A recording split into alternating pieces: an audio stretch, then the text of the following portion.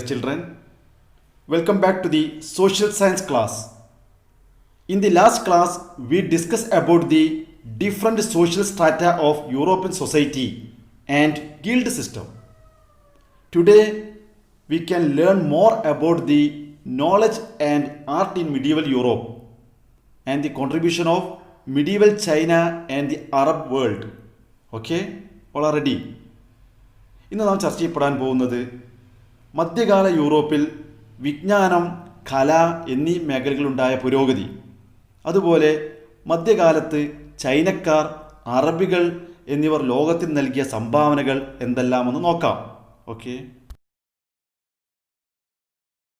All are listen the topic knowledge and art in medieval Europe. മധ്യകാല യൂറോപ്പിൽ വിജ്ഞാനത്തിലും കലയിലും എന്തൊക്കെ പുരോഗതി ഉണ്ടായി എന്ന് നോക്കാം.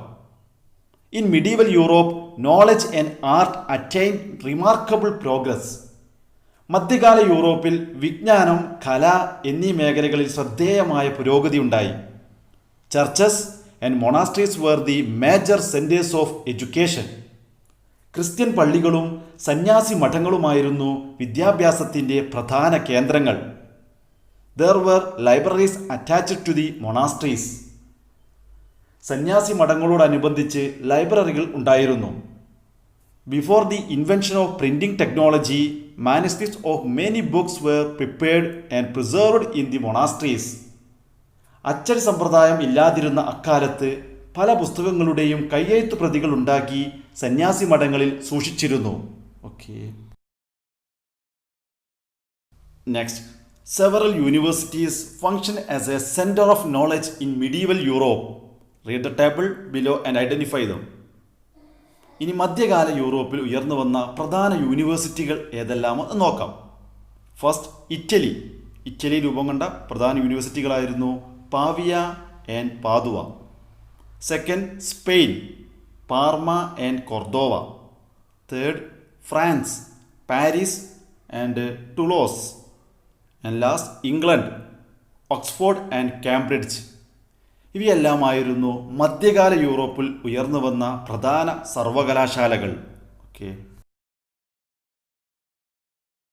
നെക്സ്റ്റ്, മധ്യകാല യൂറോപ്പിൽ രൂപം കൊണ്ട പുതിയ വാസ്തുവിദ്യാ ശൈലിയുടെ പ്രത്യേകതകൾ എന്തൊക്കെയെന്ന് നമുക്ക് പരിശോധിക്കാം. Architectural Splendor of medieval Europe is evident in the construction of churches.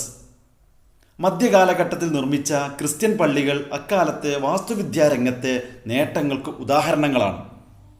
Arches and spacious interiors are the features of the churches constructed during this period. കമാനങ്ങളും വിശാലമായ മുറികളും അക്കാലത്ത് നിർമ്മിച്ച പള്ളികളുടെ പ്രത്യേകതകളാണ്. This style of architecture is known as the Romanesque style. Romanesque ശൈലി എന്നാണ് ഈ നിർമ്മാണ രീതി അറിയപ്പെട്ടിരുന്നത്. A new style of architecture known as the Gothic evolved by the 12th century CE. 12ാം നൂറ്റാണ്ടോടെ ഗോതിക് എന്നറിയപ്പെടുന്ന പുതിയൊരു നിർമ്മാണ ശൈലി നിലവിൽ വന്നു. Pointed towers are the major features of this style. കൂർത്ത ഗോപുരങ്ങൾ ഈ ശൈലിയുടെ സവിശേഷതകളാണ്. റോമനസ്ക്, ഗോതിക് എന്നീ നിർമ്മാണ ശൈലിയെ നിർമ്മിച്ച നിർമ്മിതികളുടെ ഒരു വീഡിയോ ശ്രദ്ധിക്കൂ. Romanesque and Gothic architecture, as well as how to differentiate between these two types of styles. One thing on a cathedral for the sake of remaining fashionable. A pilgrimage is essentially a spiritual journey in which an individual would go around as a way to promote essentially what was spiritual tourism. When it comes to Romanesque cathedrals, the most noticeable trait in these since the Carolingian Renaissance. A couple of other ancient Roman innovations that we see in Romanesque architecture are barrel vaults and groin vaults. We also see the use of massive walls and piers. The reason that this is the case is barrel vaults or groin vaults need massive walls and piers to support them. If they don't have massive walls or piers, the roofs are going to fall apart. Another thing that you'll notice wall compromised by having giant 3 entryways on the facade. This is a reference to the triumphal arch of Constantine. It also serves as symbolism for the idea of Trinity, the Father, the Son, and the Holy Spirit. The area above these doorways, called the tympanum. Another reason why this motif was popular in tympanums is that Romanesque cathedrals tend to be simpler and also more squat than Gothic cathedrals. They are as tall and they're more spread out horizontally. Structure to relate to the spiritual message of the church. All right, so let's go ahead and then it's Gothic. The pointed arch is probably an Islamic influence that was brought over. This is why Gothic cathedrals are so much lighter in the interior when compared to Romanesque cathedrals. This is also the time in which rose windows become very popular in cathedrals. Another reason why we see the rise in stained glass windows in these structures is because of Abbot Suger, who was the advisor of the King of France and the designer of what we consider the first Gothic. The heavy use of ornamentation as well as color. Gothic architects wanted to create a sense of awe, not just through size and having giant towers that could be seen throughout the whole town, but also through intricate detail and very... next topic medieval China and the Arab world. മധ്യകാല ചൈനയും Arab ലോകവും. മധ്യകാല യൂറോപ്പിനെ കുറിച്ചാണല്ലോ നാം ഇതുവരെ ചർച്ച ചെയ്തത്. The Chinese and Arabs also made significant contributions in the field of knowledge and art during the medieval period. മധ്യകാലഘട്ടത്തിൽ വിജ്ഞാനത്തിൻ്റെയും കലയുടെയും മേഖലയിൽ ചൈനക്കാരും അറബികളും ശ്രദ്ധേയമായ സംഭാവനകൾ നൽകിയിട്ടുണ്ട്. അവ ഏതെല്ലാമെന്ന് നമുക്ക് പരിശോധിക്കാം. ഇനി ചൈനക്കാരുടെ സംഭാവനകൾ ഏതൊക്കെയെന്ന് നോക്കാം. The Chinese invented the printing machine and gunpowder. അച്ചടി യന്ത്രം, വെടിമരുന്ന് എന്നിവ ചൈനക്കാരുടെ കണ്ടുപിടുത്തങ്ങളാണ്. The Europeans acquired knowledge from the Chinese. ഇവ ചൈനക്കാരിൽ നിന്നാണ് യൂറോപ്യന്മാർ മനസ്സിലാക്കിയത്. The printing technology helped the development of knowledge.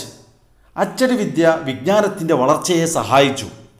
The mariner's compass and instrument to find direction during navigation is also a Chinese contribution. കടൽ യാത്രകളിൽ ദിശ മനസ്സിലാക്കുവാൻ സഹായിക്കുന്ന വടക്കുനോക്കി യന്ത്രവും ചൈനക്കാരുടെ കണ്ടുപിടുത്തമാണ്. ഇനി ചൈനക്കാരുടെ വാസ്തുവിദ്യാരംഗത്തെ നിർമ്മാണ വൈഭവം ഏതെന്ന് നോക്കാം. They were excellent in architecture too. This is evident in the construction of pagodas, the Buddhist centre of worship. വാസ്തുവിദ്യാരംഗത്തും ചൈനക്കാർ വിദഗ്ധരായിരുന്നു.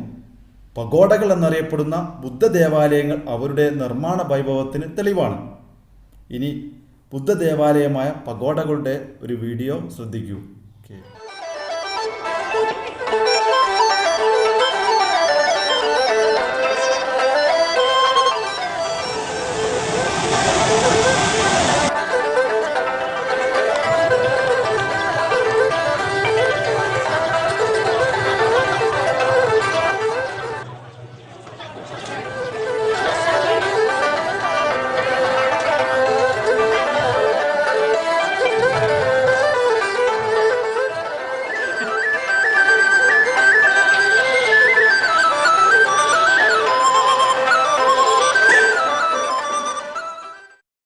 നെക്സ്റ്റ്, അടുത്തതായി പേജ് നമ്പർ 126 ടെക്സ്റ്റ് ബുക്കിലെ 126-ാമത്തെ പേജിൽ ഒരു ഡയഗ്രാം നൽകിയിട്ടുണ്ട്. അത് പൂർത്തീകരിക്കാനാണ്. എന്താണ് ക്വസ്റ്റ്യൻ എന്ന് നോക്കാം. Complete the diagram with the Chinese contributions two science, technology and art during medieval period. ശാസ്ത്ര സാങ്കേതിക കലാരംഗങ്ങളിലെ മധ്യകാല ചൈനക്കാരുടെ നേട്ടങ്ങൾ ഉൾപ്പെടുത്തിയ ഒരു പദസൂര്യൻ പൂർത്തീകരിക്കാനാണ്. ഓക്കെ, നമുക്ക് ആൻസർ ഫിൽ ചെയ്യാം. ആൻസർ ഫസ്റ്റ്, പ്രിൻറ്റിംഗ് മെഷീൻസ്, അച്ചടി യന്ത്രങ്ങളുടെ കണ്ടുപിടുത്തം, അത് ചൈനക്കാരുടെ പ്രധാന സംഭാവനയാണ്. സെക്കൻഡ്, ഗൺ പൗഡർ, വെടിമരുന്നിൻ്റെ കണ്ടുപിടുത്തം. തേർഡ്, മാരിനർ കോമ്പസ്, വടക്ക് നോക്കി യന്ത്രം. ആൻഡ് ലാസ്റ്റ്, പഗോഡാസ്, പഗോഡകളുടെ നിർമ്മാണം. ഇവയെല്ലാമായിരുന്നു ശാസ്ത്ര സാങ്കേതിക കലാരംഗങ്ങളിൽ മധ്യകാലഘട്ടത്തിൽ ചൈനക്കാരുടെ പ്രധാന സംഭാവനകൾ. ഓക്കെ, നെക്സ്റ്റ്, സാഹിത്യരംഗത്തും ശാസ്ത്രമേഖലയിലും അറബികൾ ലോകത്തിന് നൽകിയ സംഭാവനകൾ എന്തൊക്കെയെന്ന് നോക്കാം. The significant contributions of the Arabs were in the fields of science and literature. Al Razi and Ibn Sina were the scholars in the field of medical science. ശാസ്ത്രം, സാഹിത്യം എന്നീ രംഗങ്ങളിലായിരുന്നു അറബികളുടെ പ്രധാന സംഭാവന.